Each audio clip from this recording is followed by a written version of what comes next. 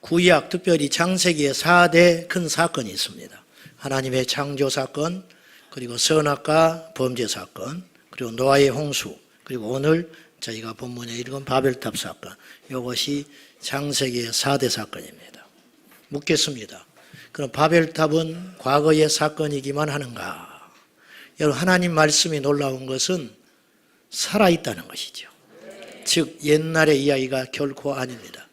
사건은 옛날 이야기지만 이 말씀은 오늘 우리에게도 유효한 능력이 있고 힘이 있습니다. 이게 성경의 신비라는 것이죠. 자, 그러면 노아의 방주를 예를 들어가지고 오늘 우리의 이야기로 한번 적용을 해봅시다. 노아의 방주에 의인이 있었죠.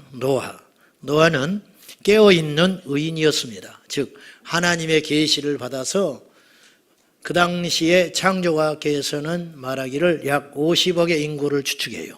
그 당시에 전 세계 인류가 그렇게 번성하고 많았어요.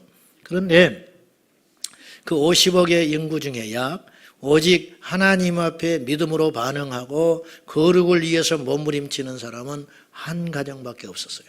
이것도 기적이라. 노아는 깨어있는 의인을 상징하는 것인데 오늘날 하나님의 경고를 듣고 밤낮으로 기도하며 깨어있는 사람들이 노아입니다. 노아가 만든 방주가 있습니다. 구원의 장소지요. 근데 오늘날은 이 개념은 역시 방주, 눈에 보이는 방주는 없지만 우리가 피해야 할, 그래야만 사는 곳이 있어요. 그 진리의 터. 여러분, 잘못된 종말론자들이 도피처를 건설한다, 이런 말에 절대 미혹되면 안 됩니다. 오늘 이 시대는 어디로 가야만 사는 그런 때가 아니에요. 우리가 피할 곳은 예수 그리스도밖에 없어요. 우리가 피할 곳은 우리의 도피처 대신 진리밖에 없다고 말이죠. 진리로 피하면 살 수 있어요. 그러니까 진리가 선포되는, 교회가 방주를 묘사하지만은 교회를 다닌다고 해서 다 방주에 올라탔다고 할 수 없어요.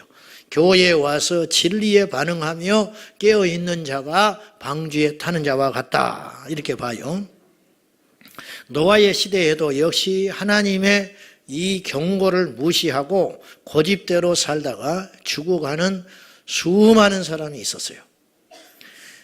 약 노아의 방주는 80년 정도 건설했다 그러거든요. 추측을 그렇게 해요. 하나님께서 노아로 하여금 방주를 짓게 하신 것은 행위 말씀이라 그랬어요. 제가 계시의 말씀. 그러니 사람들이 노아가 방주를 짓는다는 것은 거의 소문나서 그 주변 근동에는 다 아는 사실이에요. 한 사람도 회개하지 않았어요. 그들은 왜 그랬느냐? 우리는 몰랐는데 그냥 죄지어서 죽은 줄만 알았는데, 예수님은 노아의 시대 사람들이 왜 멸망을 받았냐면 시집가고 장가가고 먹고 마시고 세상에 초점 맞추고 살아가느라고 멸망을 받았다. 여러분, 이 시대에 어떤 사람들이 마지막 날에 심판을 받고 멸망하느냐면은 악하고 패역한 자도 그리하겠지만은 하나님의 말씀과 하나님에 대하여 관심 없는 사람도 멸망길로 간다는 사실을 기억하셔야 돼요. 세상에서 지금 열심히 사는 사람들 있죠. 열심히 살고 충실하게 살아가고 성실히 살아가는데 그 초점이 하나님께 맞춰 있지 않으면 아쉽게도 세상의 타락한 자와 동일하게 멸망길로 갈 수밖에 없습니다. 이것이 바로 그 당시의 상황이다. 네 번째는 노아의 홍수 때 심판의 도구는 거대한 홍수였어요. 홍수로 심판을 하셨는데 하나님이 물로서 노아의 시대에 홍수로 심판을 하신 다음에 하나님이 다시는 홍수로는 이 인류를 심판하지 않겠다고 약속을 해 주셨어요. 그 약속의 징표로 무지개를 보여주시거든요. 여러분 어디 가서 무지개를 보거든 사진만 찍으려고 하지 말고 그 무지개가 하나님이 우리에게 주신 징표라고 받아들이셔야 돼요. 하나님께서 애굽에 재앙을 내리실 때 10가지 재앙을 줍니다. 하나님은요 모든 것을 동원해서 재앙을 일으킬 수 있는 분이고 모든 것을 동원해서도 우리를 보호할 수도 있는 분이에요. 까마귀를 통해서도 우리를 보호하시거든요. 반대로 까마귀를 통해서도 재앙을 하실 수 있는 분이 하나님의 능력이에요. 파리, 이, 뭐 별걸 다 동원해서 애굽에 10가지 재앙을 주는데 해를 어둡게 하기도 하시고, 근데 나일강을 범람하게 해서 애굽을 징벌하진 않아요. 저는 그것도 제 해석인데 홍수 심판을 안 하시겠다고 하신 약속이 아닌가 그렇게 싶어요. 하나님이 어쨌든 무지개를 공중에 보여주시면서 더 이상 물로 심판하지 않겠다고 하는 약속을 하셨는데, 흥미로운 것은 이 무지개라는 이 히브리어 단어가 활이라는 단어예요. 활. 어찌 보면 또 활처럼 생기기도 했죠. 근데요, 고대에 사람들이 활을 벗어서 벽에다가 딱 걸면 무슨 뜻이냐면 더 이상 싸우지 않겠다 그런 뜻이에요. 그러니까 더 이상 화를 내지 않고 진노를 풀겠다 그런 뜻이래요. 그냥 하나님께서 당신의 화를 벗어서 공중에다 걸어 놓으셨어요. 이게 무지개야. 그렇게 저는 해석하고 싶어요. 무지개라는 원어가 활이라는 뜻이라면 하나님이 화를 벗어서 인류에게 물로 심판하지 않겠다고 약속하신 것이 무지개 사건이다, 이런 말이죠. 이제 바벨탑 사건을 오늘 우리의 말씀으로 적용을 한번 해봅시다. 하나님의 말씀은 옛날의 말씀이 결코 아니니까 오늘 우리에게 이 바벨탑 사건을 기록하게 하시고 우리를 보게 하신 것은 우리에게 이 말세 정알에 던져주고자 하시는 당신의 의도가 있을 것이라는 거예요. 먼저 바벨탑을 쌓으려고 하는 이 사람들의 의중이 무엇인가, 그 동기가 무엇인가를 우리가 살펴봐야 돼요. 잘 아는 이야기지만요, 다시 4절을 봅니다. 다 같이 시작. 성읍과 탑을 건설하여 그 탑 꼭대기를 하늘에 닿게 하여 우리 이름을 내고 온 지면에 흩어짐을 면하자 하였더니, 이들이 성읍과 탑을 높이 건설하려고 하는 이유는 두 가지 이유입니다. 첫째는 우리 이름을 좀 내보자. 자기들이 죽은 다음에도 그 건축물을 보면 누가 만들었대 이렇게 기억해 줄 거 아니냐. 그러니까 이름을 내고 싶어하는 공명심이 발동을 했다 그런 말이에요. 사람은요, 뭐 누구든지 이런 욕망이 있어요. 여러분 이름 주보에 빠지면 기분 나쁘지요. 저도 어디 모임 가서 제 이름 빠지면 기분 안 좋아요. 순간 인간은 다 그런 것이에요. 그럴 때마다 억누르잖아요. 여러분 우리 이름 내면 절대 안 돼요.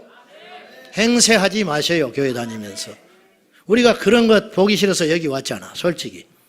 근데 여기 와서 또 그러고 있어요? 절대 이름 내지 마셔. 우리 이름이 뭔데? 우리가 드러날 일이 뭔데? 알아주지 않는다고? 물어봅시다. 알아줘야 돼? 하나님이 알아주시면 되지? 이 땅에서 알아줘서 뭐 할 건데? 제 이야기를 이해하고 들으세요. 제가 어쩔 수 없이 모임에 갈 때가 있어요. 목사님들 회의, 뭐 빠질 수 없는 모임. 그러면 제가 아침에 갈 때 기도합니다. 실지요. 새벽 기도 때 내가 기도해요. 하나님, 오늘 내가 가서 말 많이 하지 않게 해주세요. 하나님, 아는 척 하지 않게 해주세요. 자랑하지 않게 해주세요. 주변 사람들 불편하게 하지 않게 해주세요. 제 입술을 주장해 주세요. 제가 그렇게 하고 아침에 출발해요. 그리고도 그렇게 결심을 하고 내 입술에 파수꾼 세워달라고 하나님께 맡기고 갔건만 돌아올 때는 씁쓸할 때가 많아. 그 말을 안 했어야 되는데 그냥 내가 아는 거 이야기하고 싶었어. 잘난 척하고 싶었어. 내가 너보다 맞다고 이야기하고 싶었어. 그리고 얼마나 속쓰리게 돌아오는 적이 많은지 몰라. 교회 생활이 광야 생활입니다. 누가 교회 생활을 천국이라고 합니까? 누가 인생이 아름답다 합니까? 어떤 놈이 그래서? 뭐가 인생이 아름다워? 인생은 투쟁의 연속인데, 그리고 싸워야 이겨서 가는 것이 우리 인생이에요. 그래서 천국은 이기는 자가 가는 것이야. 교회 모임에서 뭐 셀에 가서 무슨 뭘 하든지 간에, 봉사를 하든지 간에 절대 우리 이름 내지 마세요. 아는 척 하지 말고 내가 무슨 말을 하고 행동할 때 내 말과 행동이 주변에게 거침돌이 되지 않는지 10번, 100번 생각하고 그거 고쳐야 여러분이 예수의 사람 되는 것이에요. 그걸 그렇게 얻어맞고도 못 고쳐. 망신도 당할 만큼 당하면서 고통도 해봤으면서 수없이 후회도 해보면서 아직도 그걸 못 고치고 말이지.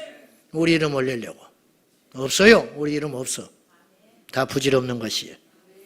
두 번째는 이들이 탑을 쌓고 성읍을 건설하려고 하는 이유가 뭐냐면은 흩어지지 말자는 거예요. 이 말이 굉장히 의미심장한 말입니다. 탑을 높이 쌓아서 흩어지지 말자. 이건 곧 우리에게 무엇을 힌트를 주냐면요. 이들이 홍수를 두려워하고 있다는 뜻이에요. 홍수를 두려워하고 있기 때문에 홍수가 와도, 즉 자기들이 하나님 앞에 심판받을 수 있다라고 생각하는 거예요. 그러니까 얼마나 이 비겁한지 보세요. 우리들의 이야기요. 죄를 벌릴 생각은 하지 않으면서 죄는 갖되 심판은 면해보자. 이게 인간의 얄팍한 수예요. 하나님에게도 보험 들고 세상에도 보험 들자. 천국도 가보고 이 땅에서도 재미나게 놀아보자. 그런 일은 없다라는 거예요. 이게 바벨탑의 본질이에요. 우리가 이대로 가면 하나님께 얻어맞을 수 있다. 또다시 홍수를 맞이할 수도 있어. 그러니까 홍수가 오더라도 피할 길을 찾아보자. 그것이 탑 건설로 나타나는 거예요. 인간의 이 완악함이 이 정도예요. 자, 우리가 흔히 노아의 홍수 사건이 지나간 다음 오랜 시간이 지난 다음에 바벨탑이 건설될 것으로 추측을 해요. 그렇지 않아요.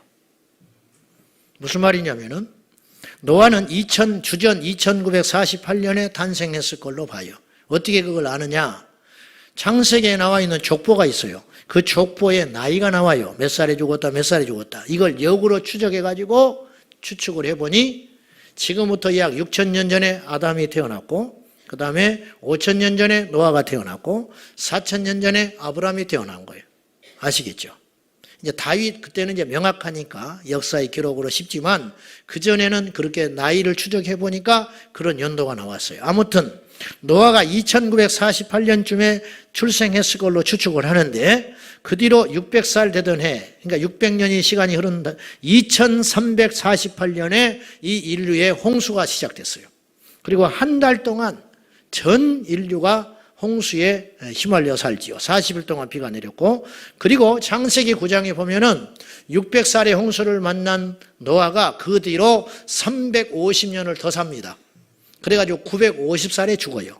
그때 노아가 죽은 때가 언제냐면 1998년이에요. 1998년.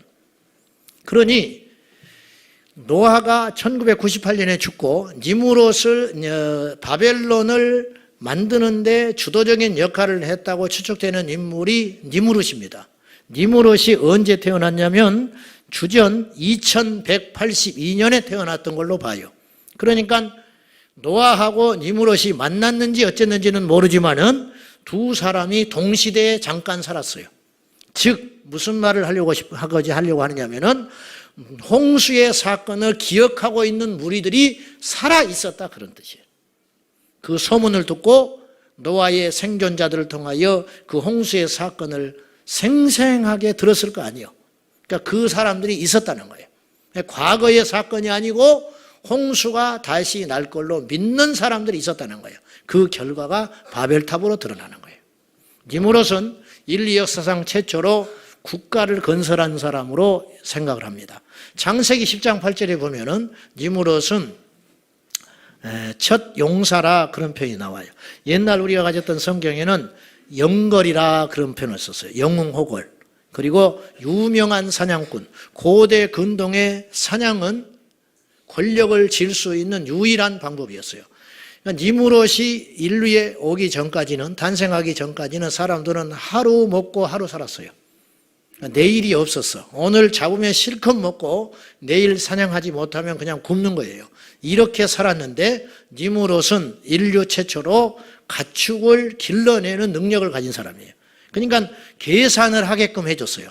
그러니까 1년, 2년을 먹고 살 만한 먹거리를 제공해 준 사람이 니무롯이에요. 당연히 그 주변의 사람들이 모여들기 시작했고 그것은 국가를 만들 수 있는 기반이 됐어요.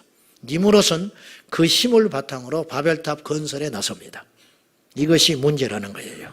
하나님이 주신 축복을 가지고, 하나님이 주신 재주를 가지고 제단을 쌓아야 되는데 죄로 물들어진 인간은 자신의 바벨탑을 쌓는 것이 우리들입니다. 저도 그렇고 여러분도 그래요.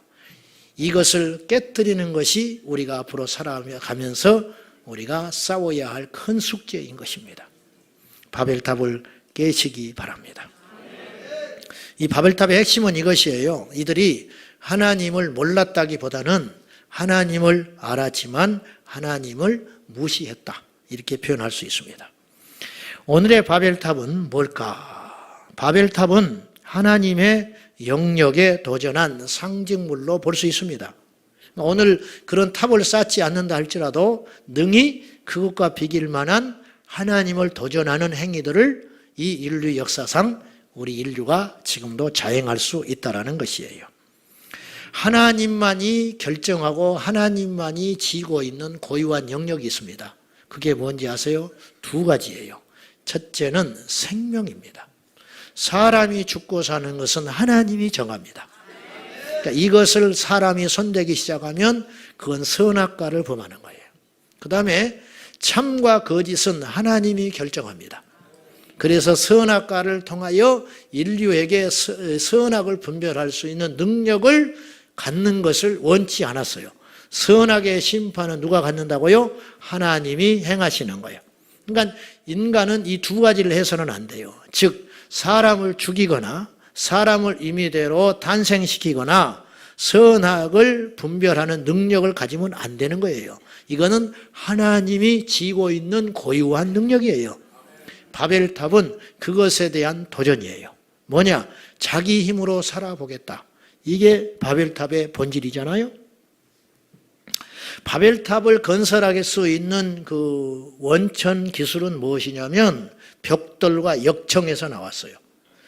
우연한 기회에 흙이 열을 만나면 단단해진다는 것을 사람들이 발견을 했어요. 이거는 우리가 지금 볼 때는 아무것도 아닌 기술 같지만 학자들은 이런 표현을 써요. 컴퓨터의 발명과 비교할 수 있다. 그 당시에 이 벽돌을 임의대로 크기대로 자유자재로 만들 수 있는 방법이 생기므로 거대한 건축물을 비로소 인류는 건설할 수 있게 된 거예요. 그리고 그 벽돌과 벽돌을 바로 이어주는 역할을 콜타르, 역청이 한 거예요. 그러니까 이 두 가지의 발견은 고대에서 큰 발견이었어요. 이 발견을 통하여 하나님께 제단을 쌓았으면 얼마나 좋아요. 그러나 인간은 그렇지 않더라. 여러분 시간 남으면 뭐 합니까? 물질 생기면 뭐 합니까? 힘이 생기면 뭐 합니까?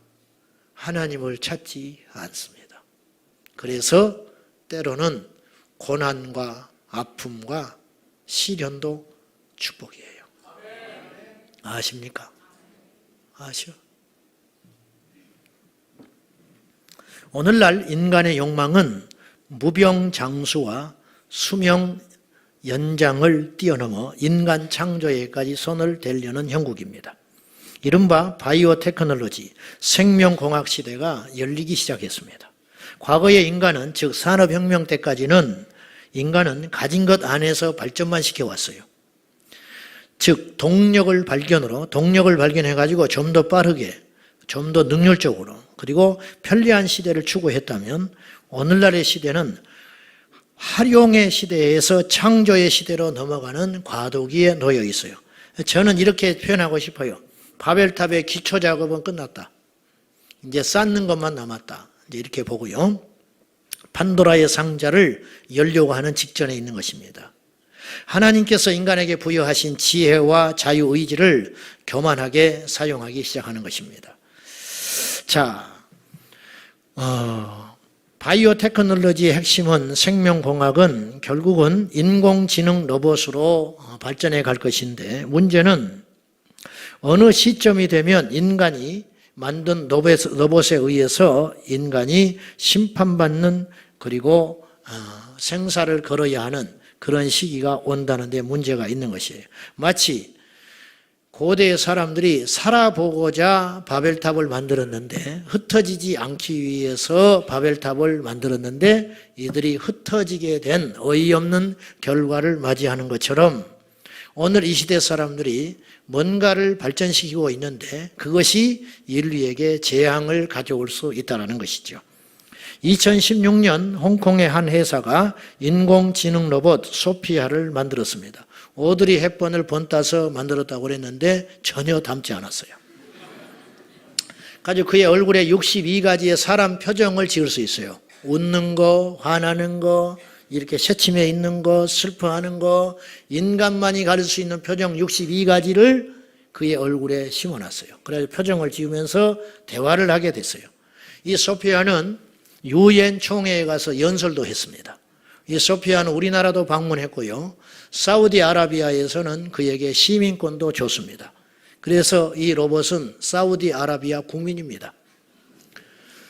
이 소피아는 클라우드를 접속해가지고 전 세계의 모든 정보망을 통해서 사람에게 대화를 시도해요. 그러니까 척척 박사야. 문제는 이 소피아에게 제조사에서 이런 질문을 던졌어요. 소피아, 인류를 파멸시킬 생각이 있는가? 그랬더니 나는 반드시 인류를 파멸하겠다. 그렇게 이야기했어요. 그래가지고 그걸 껐어요. 그래가지고 버전을 업그레이드 해가지고 다시 나중에 시간이 흐른 다음에 켜가지고 너 인류를 파멸시킨다고 했는데 지금은 어떻게 생각하냐? 그랬더니 농담이야 그랬어요. 그리고 웃었어. 자그마한 로봇을 만들어가지고 이 로봇으로 하여금 탑을 쌓게 만들어요. 탑. 아주 깡통으로 이렇게 각각 다른 색깔 3가지의 탑을 쌓게 했어요. 그리고 제조사에서 이 로봇을 만든 사람이 명령을 했어요. 가서 저 색깔의 탑을 무너뜨려라. 그랬더니 사정을 했어요. 이걸 안 무너뜨리면 안 되겠냐고. 그러니까 계속 주문했어요. 가서 무너뜨려. 가서 무너뜨려. 그냥 계속 사정해요. 이거 그냥 두면 안 되겠냐고. 그냥 이길 수 없으니까 로봇이 갔어요. 그 자기가 만들어 놓은 쌓아 올린 탑 앞에 가서 무너뜨리라고 하니까 로봇이 울었습니다. 눈물은 당연히 안 났지만 흐느껴 소리를 내면서 울었어요. 그래가지고 턱 무너뜨린 다음에 이 로봇이 화가 나가지고 그 자리에 가만히 서 있었어요. 로봇이 감정을 갖기 시작했다 그런 뜻이야. 이게 얼마나 무서운 일인지 아십니까? 로봇이 감정을 느끼기 시작했다. 딕이라는 인공지능 로봇이 있어요. 딕. 이 로봇에게 박사가 질문을 했어요. 딕, 사람들이 로봇을 두려워하고 있다. 앞으로 로봇이 발전하게 되면 인류를 파멸할까 봐, 우리에게 해를 줄까 봐 두려워하고 있다. 너는 어떻게 생각하냐? 그랬어요. 그랬더니 딕이라는 인공지능 로봇이 이렇게 대답을 했어요. 걱정 안 하셔도 된다. 우리 로봇은 인간의 좋은 친구가 될 것이다. 우리는 사람들을 뛰어넘는 능력을 가진다 할지라도 사람들한테 잘해줄 것이다 그랬어요. 그러니까 또 물었어요. 어떻게 잘해줄래? 그랬더니 거대한 인간 동물원을 만들어 놓고 그 속에다가 사람들을 수용해 놓고 충분히 먹고 마시고 쉬게 할 것이다. 그렇게 이야기했어요. 이것이 로봇이 우리를 잘해준다고 느끼는 거예요. 앞으로 이제는 우리가 로봇을 구경하러 다니지만은 전시회가 있으면 애들 가는데 앞으로는 로봇이 사람들을 구경하러 올 날도 멀지 않았다. 이렇게 추측해 봅니다. 2045년이 되면 어떤 일이 벌어지는지 아십니까? 유발 하라리라는 사람은 이스라엘 유대인입니다. 이 사람은 이스라엘 히브리 대학 교수인데 이 사람이 소설을 썼어요. 사피엔스. 유인원에서 사이보그까지. 이 사피엔스 이 소설에서 이 유발 하라리는 동성애자인데 이 사람이 무엇을 이야기했냐면은 2045년이 되면 특이점이 온다 그랬어요. 이 특이점이라는 말은 특수하다의 특자요. 그 다음에 달을 이자를 써요. 2045년이 되면 특별히 놀랄만한 어떤 일이 일어난다는 거예요. 이것을 오메가 포인트라고도 해요. 즉 2045년이 되면 모든 미래학자와 인공지능 연구자들은 무슨 말을 하냐면 2045년이 되면 인간을 뛰어넘는 로봇이 비로소 탄생하게 될 것이다. 이렇게 추측을 해요. 즉 인간이 스스로 지식을 습득하여 학습 능력을 가지고 스스로 발전해가는 그런 로봇이 2045년이 되면, 지금 발전의 추세로 보면 그때쯤 되면 그런 로봇이 나오게 될 것이다. 이제는 로봇이 로봇을 만들어내는 그런 날이, 영화에서만 볼 수 있었던 일들이 2045년을 기점으로 일어나게 될 것이라고 이야기합니다. 그러면 그만해야 되잖아요. 근데 이미 공명심과 물질의 야욕에 사로잡힌 선진국들은 이 너나 할 것 없이 어마어마한 인력과 물질을 쏟아부어서 이 인공지능에 매달리고 있습니다. 이것을 선점하면 미래를 지배할 수 있기 때문입니다. 저는요, 대단한 사람도 아니고 염세주의도 아니고 현실 도피주의자도 아니에요. 우리는 예수님의 말씀에 근거하여 이 시대가 어디로 가고 있으며 어느 쯤에 와 있는지를 보아야 한다는 것이에요. 오늘 6절을 한번 보십시오. 6절 다 같이 봐요. 시작. 이 무리가 한 족속이요 언어도 하나이므로 이같이 시작하였으니 이후로는 하고자 하는 일을 막을 수 없으리로다. 하나님께서 이렇게 말씀하세요. 내가 내려가겠다. 심판하러 오신 거예요. 그리고 이후로는 더 지체하면 이 공사를 중단할 수 없다. 이후로는 이 시간이 온다 이 말이에요. 하나님의 심판의 날이 와요. 이후로는 인간이 인간상을 완전히 말살시키고 하나님을 대적하는 온 인류가 될 것이다. 이 일이 있기 전에 주께서 강림하실 공산이 큽니다. 심판하러 오신다 그 말이에요.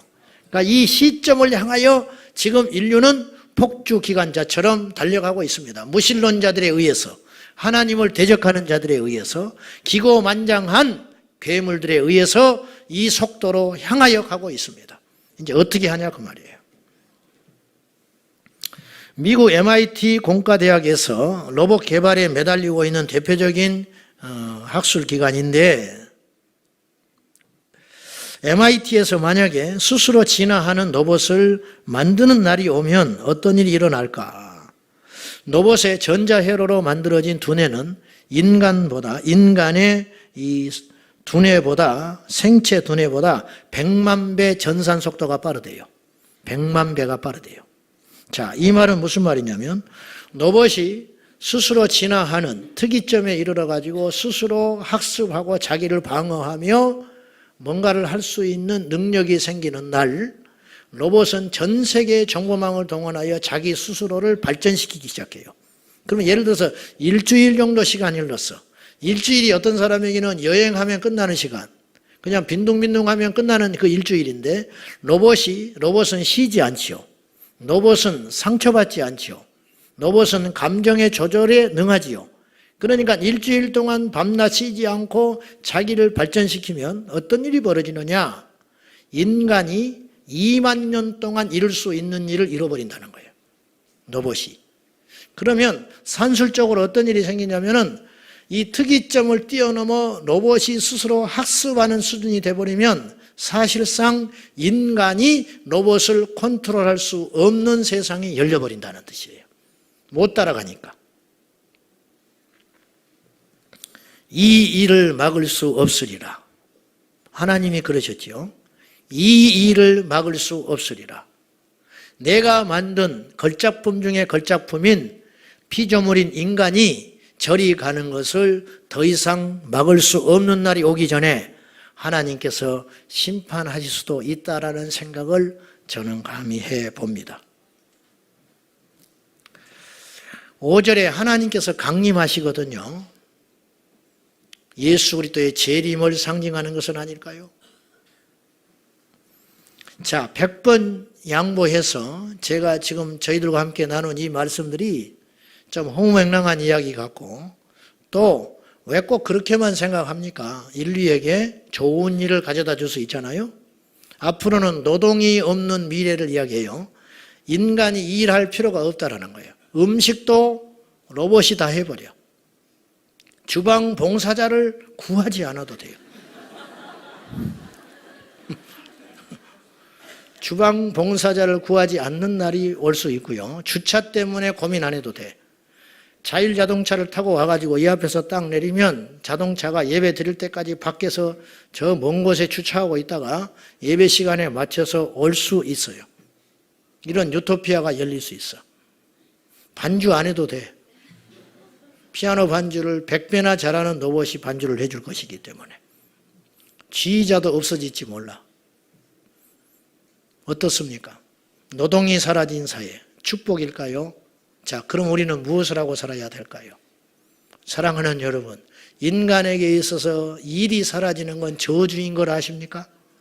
자, 흔히 우리가 이런 생각을 해요. 아담과 하와가 범죄한 후에 인간에게 노동이 시작됐다. 저주의 결과로. 이마에서 땀이 흘리고. 그랬죠? 그러나 그렇지 않아요. 그건 창세기 3장에 있었던 사건이에요. 창세기 2장에 이미 에덴 동산에서 인류는 경작을 했어요. 거기서 농사 지었다니까요. 그러니까 경작하고 농사 짓고 일하는 것은 저주의 결과가 아니에요.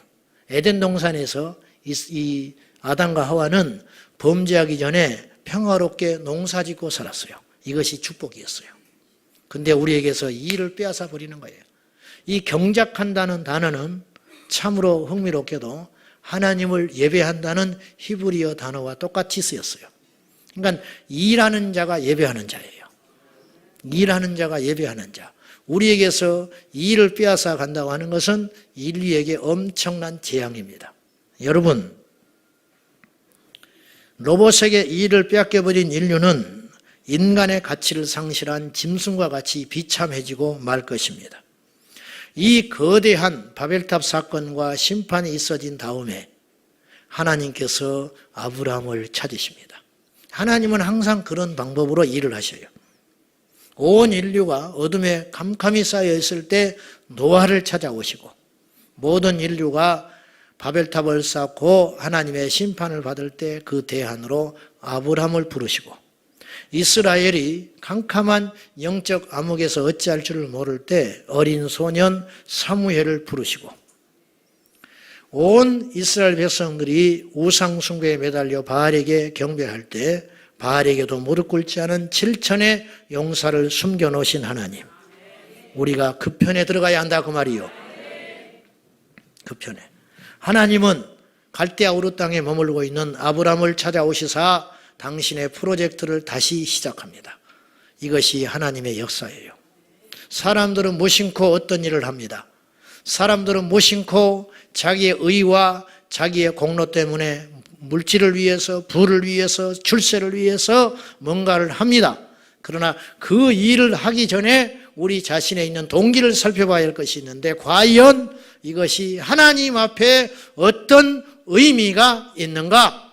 이걸 반드시 따져봐야 한다는 것이에요. 여러분, 세상 유행 따라가지 마세요. 뒤처져도 괜찮아. 세상 돌아다니는 거 몰라도 돼. 우리가 오직 지혜할 것은 뭐냐면 하나님의 진리이신 말씀입니다. 수많은 사람들이 멸망의 길을 웃으면서 걸어갈 때 우리는 그 길을 단호히 거절하고 십자가를 지고 좁은 길을 기뻐함으로 가야 됩니다. 하나님은 이 시대에 예배하는 자를 찾습니다. 하나님은 이 시대에 깨어있는 자를 찾습니다. 하나님은 이 시대에 세상 세파에 물들지 아니하고 세상의 방법으로 살기를 거부하는 용기 있는 거룩한 자를 하나님은 지금도 찾고 계십니다. 그 사람들이 우리가 되어야 한다는 것입니다. 여러분, 다 부질없습니다. 하나님만 의지하는 그 믿음만 남고 그 믿음으로써 우리는 살아가는 것이에요. 어떤 경우에도 바벨탑을 쌓지 마십시오. 어떤 경우에도 우리의 이름을 내지 마십시오. 어떤 경우에도 하나님의 뜻을 거역하고 반역하는 일에 서서는 안 됩니다.